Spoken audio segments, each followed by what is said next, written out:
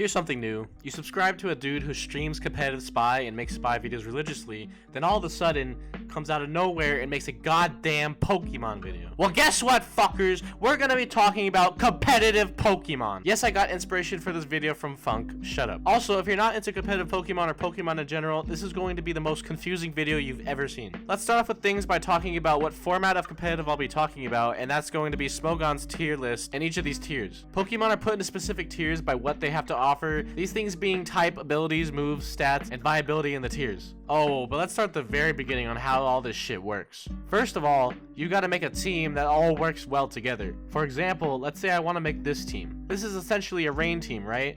Well, now you gotta find these Pokemon in the wild, then you gotta keep breeding them until you get the right nature, then once you get the right nature, you gotta keep breeding them until they have perfect IVs. Let's talk about what in the hell IVs are, or individual values. IVs are little extra points that boost specific stats. The highest these stats go are 31 for each stat, and it is possible to get 31 points in each of these stats altogether. Why would they make a thing like this, you might be wondering? Because fuck you. Fuck you and your precious time. That's why. Anyways, after you've got perfect IVs and good nature Pokemon, now you've got to train specific stats for the EVs. Now hold on, my dude. What in the fuck are EVs, or effort values? Well, basically, you go around defeating certain Pokemon to get +1 in that stat up to 252 points, and one specific stat, and two stats are able to have 252 points. After that, you need to level up your Pokemon to evolve, and then also learn specific moves. And once you've got all that figured out, you've got to make the rest of your team. Isn't this fun? Wait, please don't use Pokemon Showdown. Please, bro. I want to play the actual game, bro, please! So let's say you finally get your team together. Now you gotta fight against some people in game. That's cool. The only way to use your entire team is to fight against friends or find strangers online and fight them. Well, I guess making this team was kind of a waste, huh? It's fine. We'll just make more teams so we are prepared to try out other teams. Wow, I've got all these teams to use, yet still nobody to fight. Alright, listen, competitive Pokemon is fun, but the way you have to forcefully understand everything to even get into it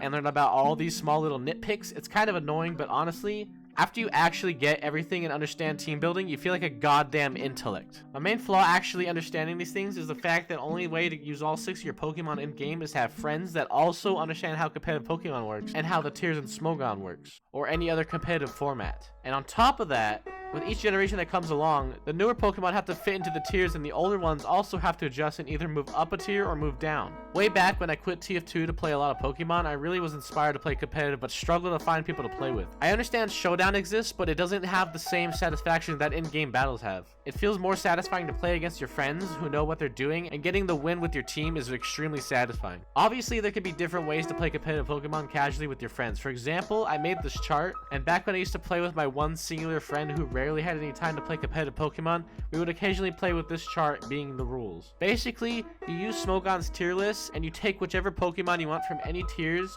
but the catch is you have a 100-point limit. A singular legendary is free of use if your friend agrees they want to use one too, but the catch is you have to make an entire team of 6 Pokemon. You can't just use 3 OU Pokemon and 1 NU Pokemon. It has to add up to 6. It was pretty fun when I used this chart me and my friends made to fight each other with. And I guess another way you could play competitive Pokemon casually without the time-consuming breeding and such is you could just get a team of 6 Pokemon from any tier and just only have the moves and natures you want, no IVs or EVs. Yeah, competitive Pokemon is a large mess upon itself, and even after understanding it all, there's no real way to enjoy it if you've got no friends that don't want to play Showdown. That's basically how my short-lived competitive Pokemon experience went. Back in 2016 when I actually got into Pokemon, watched all the episodes of the Sun and Moon series, drew a lot of Pokemon, and played all the games, I realized how amazing the series is and all the cool starters and legendaries were.